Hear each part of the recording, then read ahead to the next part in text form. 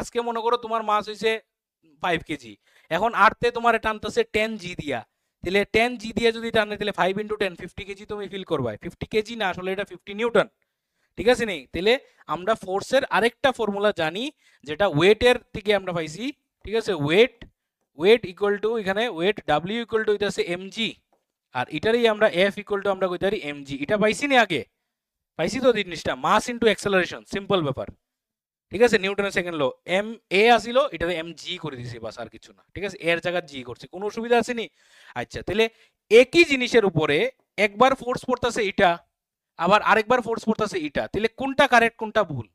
Both আর correct. তাহলে দুটোটা যদি correct হয় তাহলে আমরা রাইট হ্যান্ড সাইড মিলাই দেখতে পারি ঘটনা কি করতেছে। তাহলে যদি আমরা রাইট হ্যান্ড সাইড মিলাই, তাহলে আমরা পাইতাছি M G equal to G M M by R square. বুঝা গেছে? তাহলে এখানে কি কাটা যাইতে পারে?